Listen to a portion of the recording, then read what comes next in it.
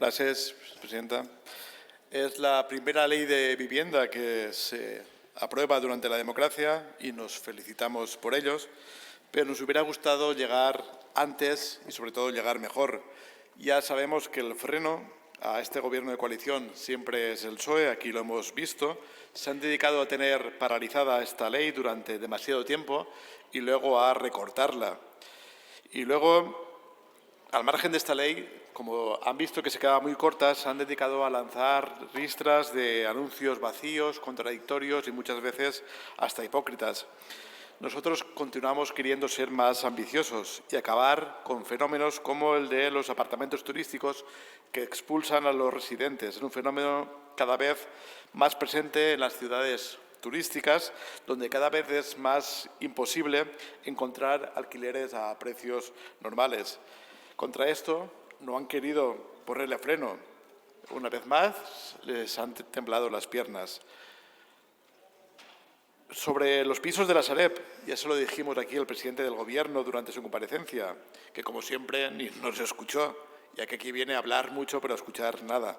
Criticamos los anuncios de destinar pisos de la Sareb para viviendas, porque en lo peor de la crisis nos quitaron a todos y a todas 63.000 millones de euros para rescatar a la banca, que había dejado a miles de personas sin casas, sin ahorros y sin futuros. Y fueron, en teoría, 50.000 los inmuebles que se quedó la Sareb. ¿Qué han hecho? Vuelvo a preguntar, para recuperar ese dinero o esas viviendas. Pues no han hecho absolutamente nada. Fuera de esta ley, anunció el presidente destinar las viviendas de la Sareb para el alquiler social, pero las tendrá que pagar las comunidades autónomas. Está muy bien anunciar medidas para que las paguen otros. No hemos recuperado los 63.000 millones de euros y si queremos las viviendas las tenemos que pagar de nuevo. Y no sé si alguna comunidad autónoma tendrá capacidad para hacerlo. Otras estamos ahogadas y luego lo debatiremos en la moción que hemos presentado. O medidas como anunciar la construcción de 20.000 nuevas viviendas públicas en terrenos comprados al Ministerio de Defensa. O sea, el Gobierno anuncia la compra al Ministerio de Defensa de este suelo. O sea, terrenos que en su día fueron cedidos o ocupados o pagados por las administraciones locales y cedidas al Ministerio de Defensa, o vendidas, en su caso, y pagadas con dinero público, ahora una administración del Estado ha de comprar, en teoría, a otra del Estado. ¿Y qué hará Defensa con el dinero que recibirá por parte del Estado de esa compra? O sea, a sí mismo, pues ampliar el gasto militar. Pues ya puestos, compren con ese dinero a propietarios privados y que estos usen el dinero en economía circular y no en armas, que las armas acaban siempre para matar personas. Otro chupianuncio que ha hecho el presidente del Gobierno es avalar a los jóvenes con las hipotecas. O sea, no van a cambiar las condiciones laborales, el precio de la vivienda, sino perpetuar la esclavitud económica de los jóvenes, para dejarlos atados a una hipoteca de por vida, una hipoteca que no debería de suponer nunca más del 30% del salario, quien tenga salario, obviamente. Hoy en día, con avales del Gobierno o sin ellos, si el 30% del salario queda libre para otros gastos que no sea la hipoteca, es casi un milagro. Venimos de una zona devastada por los grandes programas de actuación integrada, los PAIs, que han dejado el territorio hecho trizas. Han corrompido alcaldes y concejales de los partidos mayoritarios, han alimentado y propiciado una burbuja que ha dejado a gente sin casas y con deudas, han dejado miles de viviendas vacías, urbanizaciones a medio terminar y bancos que no saben qué hacer con esas viviendas. Y la solución del Gobierno es pagar otra vez con dinero público, pero eso sí, que paguen otros, que paguen las comunidades autónomas. Nosotros queremos ser más valientes, como por ejemplo lo es Canadá, con la prohibición de compra por parte de capital extranjero de viviendas. Canadá ha dado una lección prohibiendo desde el día 1 de enero de este año y durante 2 años la compra de viviendas a no residentes para controlar el precio al haberse convertido esta la adquisición de inmuebles en este país en un objeto de especulación. Como saben, como ven, la situación de Canadá con este fenómeno no es muy diferente a lo que pasa en demasiados territorios del Estado.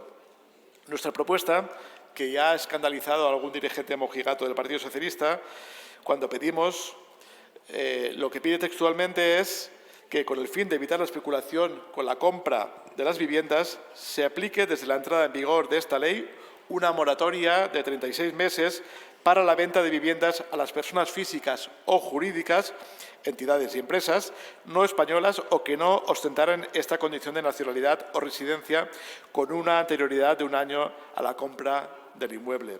Esta prohibición, emulando también a Canadá, no sería de aplicación a las personas con permiso de trabajo en el Estado español durante un periodo mínimo de 3 años anteriores al año en el que se realizó la compra y que no hayan comprado más de una propiedad residencial. Tampoco sería de aplicación a las personas exiliadas o refugiadas o en situación de vulnerabilidad acreditada que no hayan comprado más de una propiedad residencial. Tampoco sería de aplicación a ciudadanos y ciudadanas sin nacionalidad española con estatus de residente temporal válido durante un periodo mínimo de 5 meses anterior a la compra de la vivienda y que no hayan comprado más de una propiedad residencial, o a las entidades cuyo objeto sea el uso social de estas viviendas.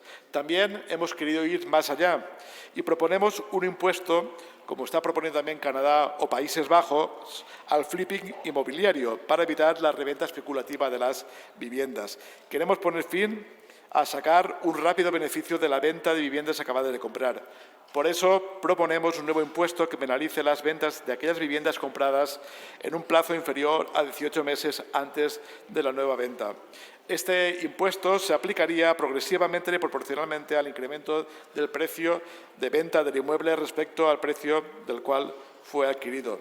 Y no sería tampoco de aplicación en aquellos casos acreditados de cambio de circunstancias, ampliación de la familia, divorcios, cambios laborales o emergencias económicas, siempre y cuando no se haya procedido a la venta de otra vivienda durante los 18 meses anteriores. En esta ley hemos de decidir si estamos hablando de la vivienda como un derecho o como un bien de mercado o de inversión. El problema radica cuando lo segundo impide lo primero y es imposible la convivencia de los dos supuestos cuando se especula con la vivienda, cuando se convierte en un bien de mercado en exclusiva y se priva a miles de personas a tener ese derecho y se convierte en un bien inalcanzable para demasiada gente. Hasta que la vivienda no sea asequible, la venta de estas se ha de blindar para vivir, no para especular, invertir o revenderla y por eso hemos de apostar por medidas valientes como las que están haciendo muchísimos países y España, una vez más, se queda en la cola. Por eso pedimos medidas como el impuesto al flipping para que se deje de ser rentable la compra de viviendas para revenderlas en un periodo muy corto de tiempo. También enmendamos la ley para introducir una mayor protección a la infancia y a la adolescencia en caso de lanzamientos. Atendemos a peticiones de organizaciones como Save the Children, que lamentablemente no se han visto tampoco recogidas en el Congreso.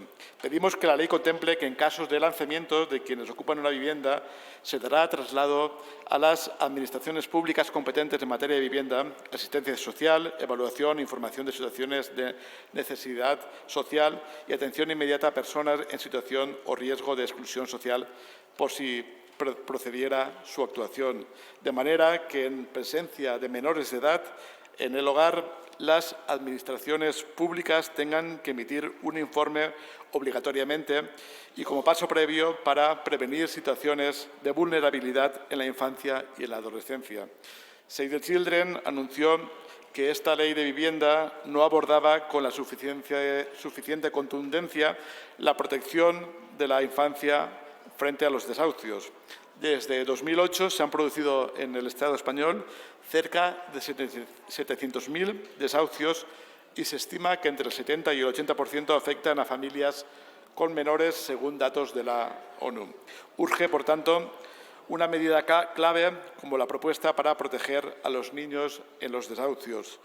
que es la forma más extrema de exclusión residencial y puede tener efectos irreparables sobre ellos. Hacemos de esta manera caso a los informes del Comité de Derechos del Niño y del Comité de Derechos Económicos, Sociales y Culturales de Naciones Unidas y la Garantía Infantil Europea de la Unión Europea. Los derechos de la infancia deben poder reforzar el derecho a una vivienda digna y adecuada a precio asequible en el espíritu de la legislación ahora propuesta. Y así, hasta 60 enmiendas que presentamos, como siempre, con urgencia, con el nulo interés por parte del Partido Socialista a intentar mejorar esta ley que desde demasiadas ONGs y movimientos sociales están remarcando que es una ley insuficiente. Y aquí el verdadero problema de la ocupación lo podemos concretar en casos muy concretos, en el Consejo General del Poder Judicial o en la Zarzuela. En otros casos estamos hablando de personas con situación de emergencia social a las cuales también queremos dar respuesta con esta ley. Gracias.